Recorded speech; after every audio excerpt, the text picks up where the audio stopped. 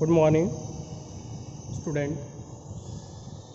Electrician और fitter प्रथम वर्ष के छात्रों के लिए हमने एक नया अध्याय स्टार्ट किया है, अध्याय 12।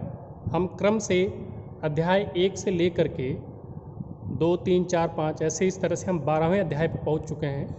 12वां अध्याय जो इलेक्ट्रीशियन और फिटर ट्रेड के छात्रों के लिए वर्कशॉप कैलकुलेशन और साइंस विषय में है, मेंसुरेशन अर्थात क्षेत्रमिति। क्षेत्रमिति का आज ये चौथा वीडियो क्लास है। इससे पहले हमने 3 वीडियो क्लास पढ़ लिया है, तो मैं एक बार आपको क्विक रिवीजन करा देता हूँ कि हमने पिछली वीडियो क्लासेज में क्या पढ़ा है। तो सबसे पहले मैं आपको याद दिला देता हूँ कि मैंने आपको वर्ग की परिभाषा बताई है, वर्ग को कैसे पहचानेंगे। परिभाषा के बाद मैंने आपको वर्ग का क्षेत्रफल निकालने का सूत्र बताया है, उसका निगमन भी बताया था कि कैसे वर्ग का क्षेत्रफल का सूत्र डिराइव होता है। वर्ग के परिमाप के बारे में बहुत अच्छे तरीके से समझाया था कि वर्ग का परिमाप क्या होता है और परिमाप क्या होता है और कैसे निकालते हैं। तीसरी चीज़ जिस पे प्रश्न पूछे जाते हैं, वर्ग का विकर्ण, विकर्ण के लिए सूत्र बताया था। तो आपको वर्ग का क्षेत्रफल, वर्ग का परिमाप, वर्ग का विकर्ण, ये 3 सूत्र पता होना चाहिए, तभी जा कर के असाइनमेंट के प्रश्न हल होंगे।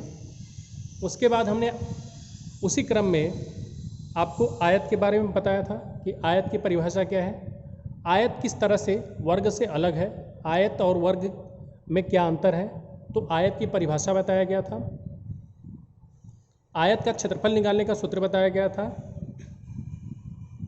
आयत का विकर्ण निकालने का सूत्र बताया गया था, आयत का परिमाप बताया गया था। तो 2 ज्यामितीय आकृतियाँ हमने आपको सिखा दिया था और उन 2 ज्यामितीय आकृतियों से संबंधित जितने भी प्रश्न पूछे जाते हैं उनके आधार पे उनके सूत्र को हमने बताया था। तो हमने इससे पहले की वीडियो क्लासेज में आयत के बारे में आपको कुछ प्रश्न हल करके दिखाए थे।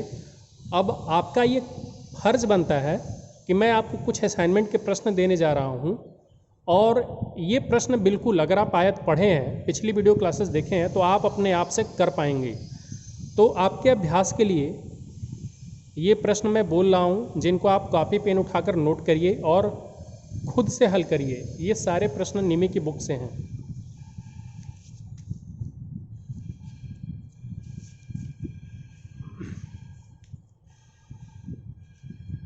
तो असाइनमेंट में देखिए, पहला जो प्रश्न है, आयताकार प्लॉट का क्षेत्रफल ज्ञात करना है।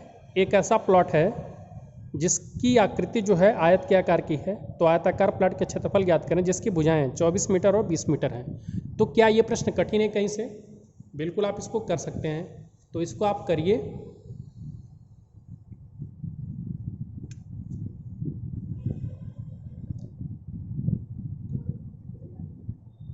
ठीक है, ये प्रश्न हो जाएगा, बहुत ही आसान सा है। तो अगर आप इसमें क्षेत्रफल ज्ञात कर लेते हैं तो अगला प्रश्न है कि एक 5 सेंटीमीटर गुणे 4 सेंटीमीटर मतलब 5/4 सेंटीमीटर आकार के कितने आयताकार टुकड़े एक पीतल की शीट, एक पीतल की जो शीट है उसका आकार, उसकी डायमेंशन क्या है, 65 गुणे 30 सेंटीमीटर की है, से काटे जा सकते हैं। कहने का मतलब ये है कि एक पीतल की शीट है तो उसकी लंबाई कितनी है, 65 सेंटीमीटर, और चौड़ाई कितनी है, 30 सेंटीमीटर। तो मैं इसका फिगर आपको ड्रा कर देता हूँ कि एक आयत है, आयत की लंबाई 65 सेंटीमीटर है। ये देखिए मैंने आयत बना लिया और मान लीजिए कि ये जो आयत की लंबाई है ये 65 सेंटीमीटर है, आपको दिया ही गया है, तो इसको हमने लंबाई मान लिया। तो इसके सामने की भुजा भी लंबाई होगी, तो इसकी भी इसका भी डायमेंशन कितना होगा, 65 सेंटीमीटर का होगा, और ये चौड़ाई होगा, तो ये कितना है, 30 सेंटीमीटर का है, 30 सेंटीमीटर। तो इसके सामने की भुजा ये वाली, ये भी 30 सेंटीमीटर की होगी। तो ये हमारी पीतल की एक शीट है, आपको दिखाई दे रहा है हमने क्या ड्राइंग बनाया। तो हमने आपको ये बताया कि एक पीतल की शीट है 65/30 सेंटीमीटर की, मतलब 65 लंबाई और 30 चौड़ाई। इससे आपको आयताकार टुकड़े काटने हैं, कितने आकार के, 5 सेंटीमीटर और 4 सेंटीमीटर आकार के, मतलब 5 लंबाई में और 4 चौड़ाई में। तो आपसे पूछा जा रहा है कितने टुकड़े कटेंगे। तो 5 लंबाई का मतलब मान लीजिए कि यहाँ पे 5 सेंटीमीटर हो गया, ये 5 सेंटीमीटर, और चौड़ाई में 4, तो मान लीजिए कि ये जो है 4 सेंटीमीटर हो गया। ये इस आकार के टुकड़े काटने हैं, तो कितने टुकड़े इस पूरे शीट से कटेंगे। तो इस तरह के भी प्रश्न हमने आपको हल कराए थे। ये प्रश्न मोस्ट इम्पॉर्टेंट है, इस तरह के प्रश्न परीक्षा कंपटीशन में भी पूछा जाता है। तो इसका हमने 2 मेथड, 2 तरीका बताया था। आप इसको मौखिक भी कर सकते हैं बड़े तेज़ी से। तो ये प्रश्न भी आपको हल करना है। तीसरा असाइनमेंट है कि एक आयत की चौड़ाई, क्षेत्रफल ज्ञात करें। आयत की चौड़ाई और क्षेत्रफल ज्ञात करें जिसका परिमाप 400 मीटर है। मतलब आयत का परिमाप दे दिया गया है और उसकी लंबाई 140 मीटर है। तो इस बार आपको क्या किया गया है कि आयत का परिमाप दे दिया गया है जिसका परिमाप कितना है, 400 मीटर, और आयत की लंबाई कितनी, 140 मीटर। तो आपको चौड़ाई ज्ञात करना है और क्षेत्रफल ज्ञात करना है। तो हम उम्मीद करते हैं कि आपसे ये प्रश्न भी हल हो जाएगा।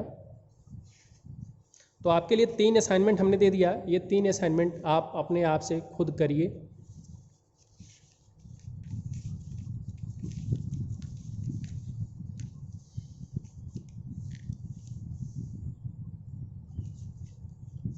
आगे हम लोग पढ़ने जा रहे हैं एक ज्यामितीय आकृति, जिस ज्यामितीय आकृति को हम हिंदी में समांतर चतुर्भुज बोलते हैं और इंग्लिश में पैरेललोग्राम बोलते हैं। अब हम आपसे ये बताएंगे कि समांतर चतुर्भुज होता क्या है।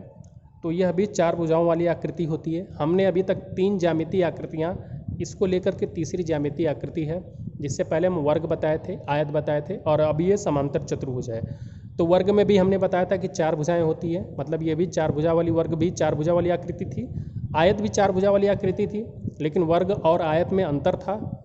अब इसी प्रकार से ये समांतर चतुर्भुज है और इसमें भी 4 भुजाएं होती हैं, जिसकी विपरीत भुजाएं समांतर होती हैं। अर्थात ये भुजा और इसके विपरीत ये भुजा, दोनों क्या होंगी, समांतर। समांतर का मतलब ये है कि इन दोनों भुजाओं के बीच का जो कोण होगा 180 डिग्री होगा।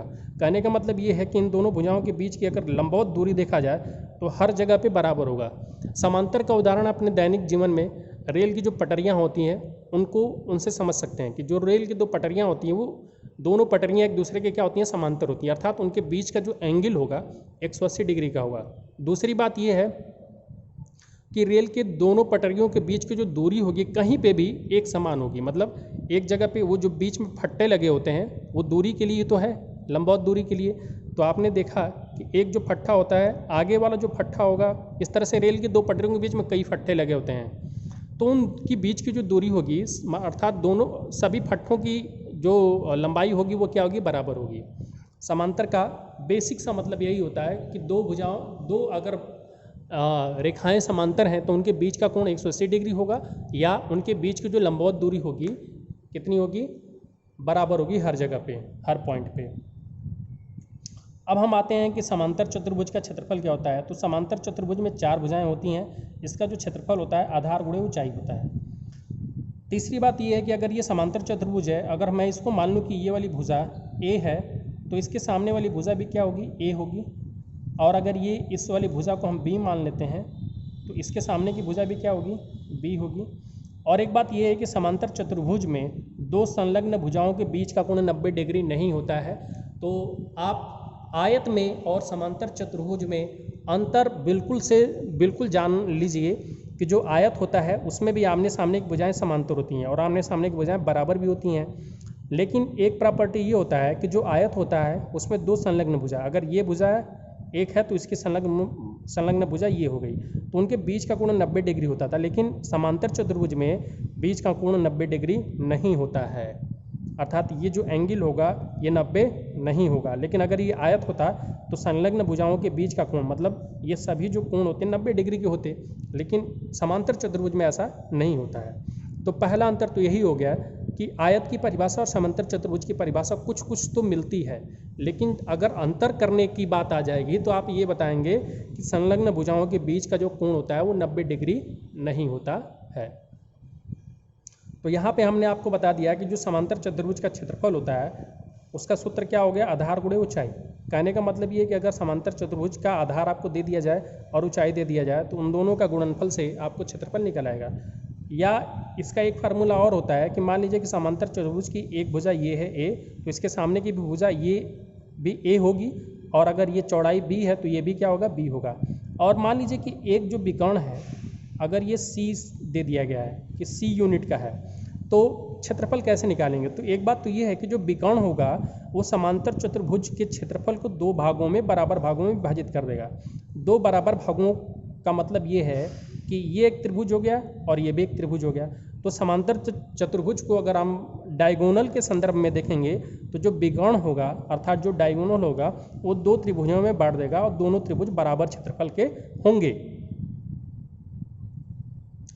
अब अगर हम कहीं से इस त्रिभुज का क्षेत्रफल ज्ञात कर लें, इस त्रिभुज का या इसी त्रिभुज का, तो उसमें दो का गुणा कर देंगे तो हमें दोनों त्रिभुज का क्षेत्रफल मालूम हो जाएगा। और दोनों त्रिभुज का क्षेत्रफल ही क्या है, समांतर चतुर्भुज का क्षेत्रफल। तो आपने त्रिभुज में देखा होगा या पढ़ा होगा कि जो त्रिभुज का क्षेत्रफल का सूत्र होता है वो क्या होता है, कर्ण में S, S minus A, S minus B, S minus C.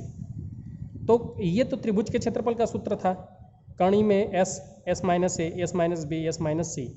तो ये एक त्रिभुज के क्षेत्रफल का सूत्र था। लेकिन समांतर चतुर्भुज में दो त्रिभुज मिल रहे हैं, तो इसका मतलब कि एक त्रिभुज का क्षेत्रफल निकाल लेंगे, उसी में दो का गुणा कर देंगे तो दोनों त्रिभुज का क्षेत्रफल का योगफल हमें मालूम हो जाएगा। तो इसीलिए समांतर चतुर्भुज के क्षेत्रफल का सूत्र ये भी बन गया कि दो गुणे कर्ण में S, S minus A, S minus B, S minus C. अब मैं आपको ये बताना चाहता हूँ कि एस क्या है। तो मान लीजिए कि ये आपको त्रिभुज दे दिया गया है, मान लीजिए समांतर चतुर्भुज है, उसमें दोनों भुजाएं दे दी गई हैं, तो मतलब एक लंबाई दे दी गई है, एक चौड़ाई दे दी गई है और एक विकर्ण दे दिया गया है। तो उसका मतलब कि समांतर चतुर्भुज में जो एक त्रिभुज बन रहा है उसकी तीनों भुजाएं आपको मालूम हो गई, ए, बी और सी। तो इसका मतलब तीनों भुजा जब मालूम हो गई तो इस समांतर इस त्रिभुज का हम क्या निकाल सकते हैं, अर्ध परिमाप। और अर्ध परिमाप क्या होता है, एस। एस को ही हम क्या बोलते हैं, अर्ध परिमाप। परिमाप का मतलब क्या होता है, तीनों भुजाओं का योगफल। और अर्ध परिमाप का मतलब क्या होता है, परिमाप का आधा। तो तीनों भुजाओं का योगफल का हम आधा कर देंगे तो क्या निकल आएगा, अर्ध परिमाप। तो अर्ध परिमाप को हम किससे प्रदर्शित कर रहे हैं, लेटर एस से, अक्षर एस से प्रदर्शित कर रहे हैं। इसीलिए जो समांतर चतुर्भुज के क्षेत्रफल का सूत्र हो गया वो दो कर्ण में S, S minus A, S minus B, S minus C. तो यहाँ से आपने समांतर चतुर्भुज का क्षेत्रफल ज्ञात करने का दो फार्मूला देख लिया, एक तो आधार गुणे ऊंचाई, दूसरा त्रिभुज के नियम के हिसाब से त्रिभुज का जो क्षेत्रफल होता है उसमें दो का गुणा करने से। परिमाप का सूत्र क्या होगा, तो कोई भी ज्यामितीय आकृति हो, चाहे वो वर्ग हो, चाहे आयत हो, चाहे परिमाप हो, चाहे वो वर्ग हो, चाहे आयत हो, चाहे समांतर चतुर्भुज हो, परिमाप का मतलब क्या होता है, उसकी चार भुजाओं का योगफल। क्योंकि हमने जिन ज्यामितीय आकृतियों का नाम लिया है उसमें चार भुजाएं होती हैं, तो परिमाप चार भुजाओं को ही जोड़ करके निकलेगा। अगर तीन भुजाएं होती हैं जैसे कि त्रिभुज, तो तीनों भुजाओं का योगफल परिमाप हो जाता है। तो परिमाप के लिए सूत्र क्या होगा, दो कोष्ठक में a प्लस बी। जैसे कि आयत का जो होता है वही सूत्र परिमाप का यहाँ पे भी होता है, क्योंकि इसमें दो भुजाएं अलग अलग होती हैं। जैसे एक लंबाई है और दूसरी चौड़ाई है, तो लंबाई और चौड़ाई अलग अलग होगी, मतलब ये एक मान के नहीं होंगे। अर्थात लंबाई अगर 10 है तो ये 12 हो सकती है चौड़ाई, या अगर ये 12 है तो ये 10 हो सकती है। तो यहाँ से परिमाप का सूत्र क्या निकला, दो कोष्ठक में लंबाई प्लस चौड़ाई। अब हम आते हैं इस पे, कुछ आपको प्रश्न हल कराते हैं कि किस तरह के प्रश्न बनते हैं समांतर चतुर्भुज पे।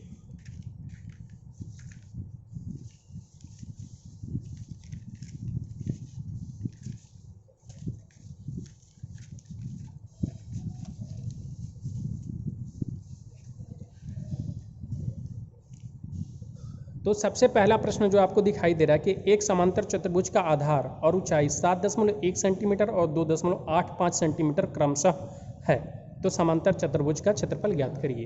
अब देखिए कितना आसान सा प्रश्न है कि आपको जो है समांतर चतुर्भुज का आधार दे दिया गया है 7.1 सेंटीमीटर और ऊंचाई कितना दे दिया गया 2.85 सेंटीमीटर, तो क्षेत्रफल ज्ञात करना है।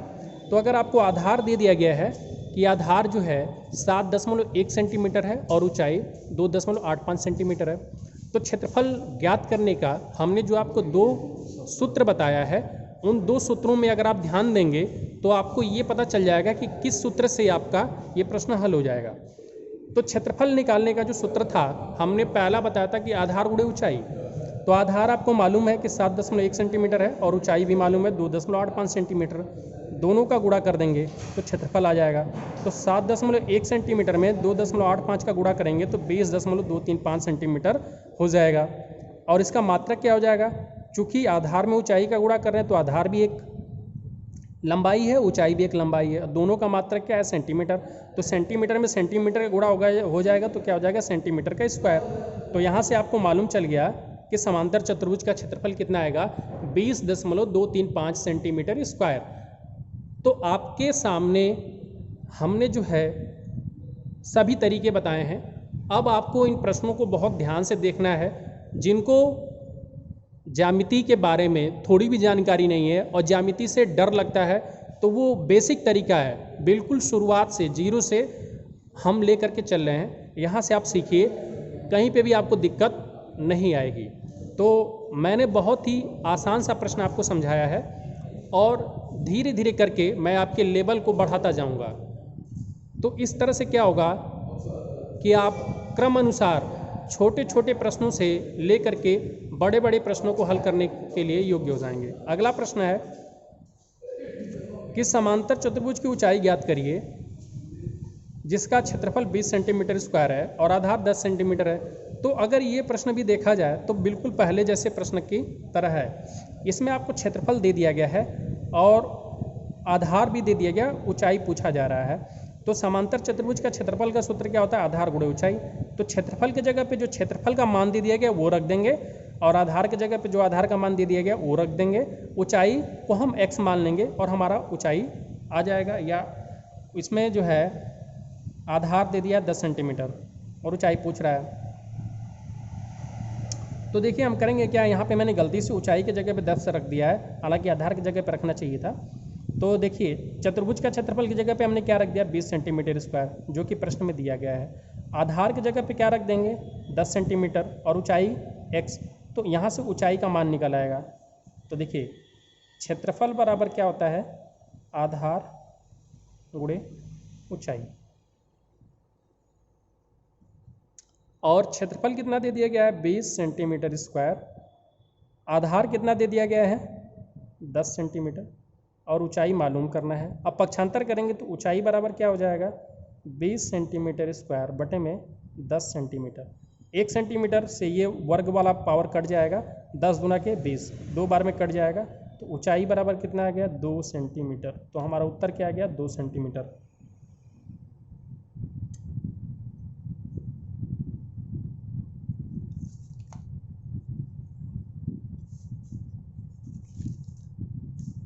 तो इस तरह से आपने देखा कि हमने आपको 2 प्रश्न हल कराए। अब आगे देखिए एक और प्रश्न। समांतर चतुर्भुज की 2 भुजाएं, समांतर चतुर्भुज की 2 भुजाएं क्रमशः 12 सेंटीमीटर और 8 सेंटीमीटर है। विकर्ण 10 सेंटीमीटर है। समांतर चतुर्भुज का क्षेत्रफल ज्ञात करिए। तो देखिए हमने सबसे पहले एक समांतर चतुर्भुज बना लिया, उसके विकर्ण, उसके जो पॉइंट हैं, जो वर्टिसेज हैं, या जिनको हम कह सकते हैं कि A point, B point, C point, D point, इनको नाम दे दिया गया चारों कोनों को। अब लंबाई को बोला गया 12 है, मतलब भुजाएं 12 सेंटीमीटर और 8 सेंटीमीटर दिया है। तो एक भुजा हमने 12 मान लिया, दूसरी भुजा 8 मान लिया। तो इसके सामने की भुजा ये भी कितनी हो जाएगी? 12 सेंटीमीटर। और इसके सामने की भुजा ये भी कितनी हो जाएगी? 8 सेंटीमीटर। तो सर इसमें दिया गया कि समांतर चतुर्भुज की 2 भुजाएं 12 और 8। तो जो 2 भुजाओं को हमने 12 और 8 दिखा दिया, तथा विकर्ण 10 सेंटीमीटर, एक विकर्ण हमने ले लिया, इसको क्या बता दिया? 10 सेंटीमीटर। अब इसका क्षेत्रफल ज्ञात करना है। तो क्षेत्रफल देखिए, अब यहाँ से आप देखेंगे तो ये जा करके यहाँ से यहाँ तक क्या बन जा रहा है? त्रिभुज बन जा रहा है। तो अगर हम इस त्रिभुज का क्षेत्रफल, इस त्रिभुज को 1 मान लें और इसका क्षेत्रफल ज्ञात कर लें, तो जितना इसका क्षेत्रफल होगा उतना ही इसका होगा। तो इसका मतलब कि इसी क्षेत्रफल को निकाल करके उसमें 2 का गुणा कर देंगे तो हमें टोटल समांतर चतुर्भुज का क्षेत्रफल मालूम हो जाएगा। तो सबसे पहले हम क्या करेंगे? अर्ध परिमाप निकालेंगे। तो अर्ध परिमाप को हम किससे प्रदर्शित कर रहे हैं? एस से। और एस कैसे निकलेगा? त्रिभुज के तीनों भुजाओं का योगफल का आधा करेंगे। तो तीनों भुजाएं क्या है? 12, 8 और 10। तो इनको जोड़ेंगे, 12, 8, 10 और आधा कर देंगे। आधा का मतलब 2 से भाग। तो 12, 8, 20 और 10, 30। 30 में 2 का भाग देंगे, 15 सेंटीमीटर आएगा। इसका मतलब कि अर्ध परिमाप कितना आ गया? 15 सेंटीमीटर। अब जो है समांतर चतुर्भुज का क्षेत्रफल का सूत्र लगाएंगे। 2 गुणे कर्ण में S, S minus A, S minus B, S minus C. जहाँ पे एस का मान हमने निकाल ही लिया है, तो 2 गुणे कणी में 15 गुणे 15 माइनस 12 गुणे 15 माइनस 8 गुणे 15 माइनस 10। ठीक, तो 2 गुणे 15, ये 15 ही रहेगा। 15 में से 12 घटा 3, 15 में से 8 घटा 7, 15 में से 10 घटा 5। अब इसको फैक्टर कर लेंगे तो 15 का फैक्टर करेंगे तो 5 गुणे 3, 3 तो था ही 7 और 5। अब देखेंगे पेयर बन रहा है तो ये 5 है और ये 5 है, पेयर बन गया। ये 3 है 2 बार तो ये भी पेयर बन गया। मतलब कणी से 5 और 3 बाहर निकल आएगा। तो 5 और 3 जब बाहर निकलेगा तो 5 ही 15 हो जाएगा, उसमें आगे 2 है ही, तो 15 दूना के 30 हो जाएगा। और 30 कणी में 7, तो हमारा क्षेत्रफल क्या हो जाएगा? 30 कणी में 7 सेंटीमीटर स्क्वायर। तो ये हमारा इस प्रश्न का आंसर हो गया, सेंटीमीटर स्क्वायर। तो क्षेत्रफल क्या गया? 30 कणी में 7 सेंटीमीटर स्क्वायर। तो हमने इस वाले समांतर चतुर्भुज के लिए जो फार्मूला लगाया है, दूसरा फार्मूला लगाया है। दूसरा फार्मूला क्यों लगाया गया है? क्योंकि इसमें आपको 2 भुजाएं और विकर्ण दिया गया है और ऊंचाई दी नहीं गई है, तो आपको सबसे आसानी से इसी फार्मूले से उत्तर आ जाएगा। तो आपको देखना पड़ेगा कि किस फार्मूले से आपका उत्तर आएगा। तो आज के लिए वीडियो में इतना ही। वीडियो देखने के लिए धन्यवाद।